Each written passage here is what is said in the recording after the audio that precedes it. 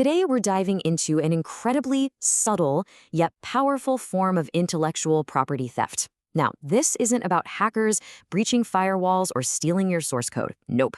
This is an attack that happens in plain sight, using your own systems against you, and believe me, it can be just as damaging. To get our heads around this, let's use an analogy. Imagine you've spent years, maybe even millions, perfecting a secret recipe for, say, the world's best soda. Now, what if a competitor could replicate it perfectly? Not by breaking into your kitchen and stealing the recipe card, but just by buying your soda and tasting it over and over and over again. That's the essence of the threat we're talking about today. So this attack has a name. It's called model extraction.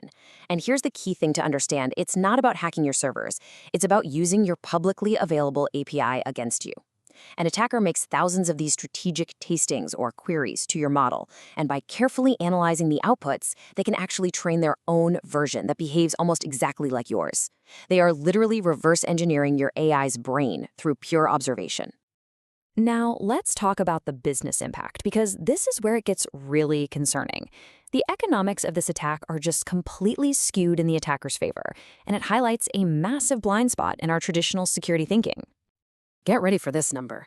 Researchers have demonstrated that a proprietary AI model, one that might have cost you millions in R&D and years to build, can be functionally cloned for less than $5,000 in API query fees. Just let that sink in. The cost of a pretty modest cloud computing bill to steal millions of dollars in intellectual property. It really boils down to this. All that time, all that data, all that talent you invested to build your competitive edge, it can become your competitor's starting point for a tiny fraction of what it cost you. This can effectively erase your head start almost overnight.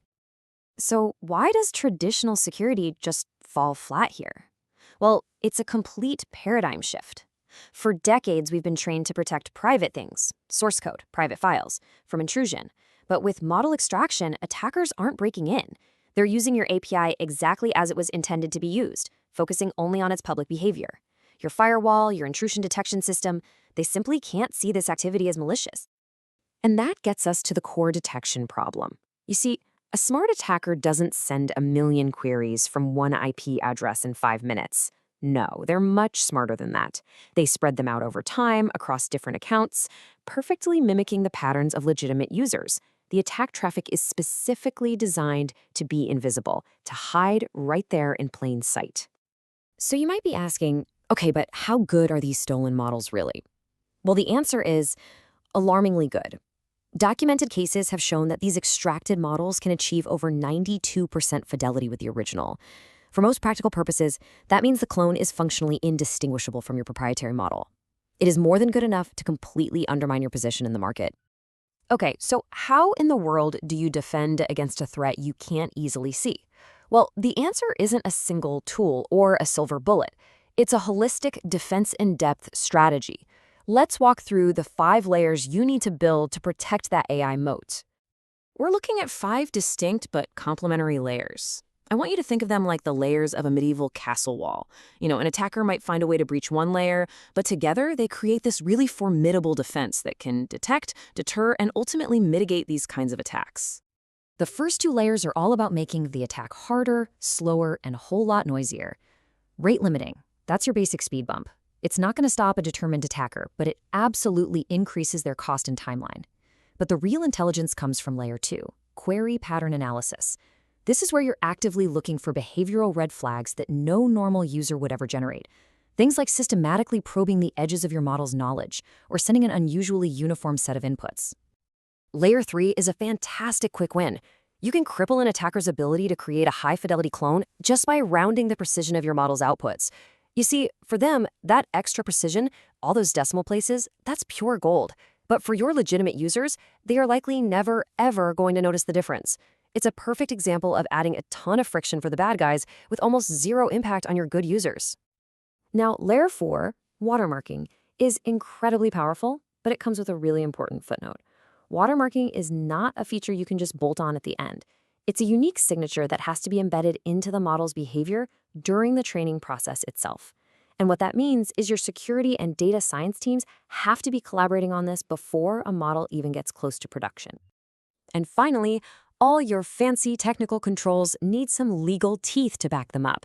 Your terms of service agreement must explicitly forbid reverse engineering or recreating your model via the API. This does two things. One, it deters some attackers from even trying, and two, it gives you clear grounds for legal action if you ever do discover a competitor using a stolen version of your model, which, by the way, you can prove thanks to your watermark.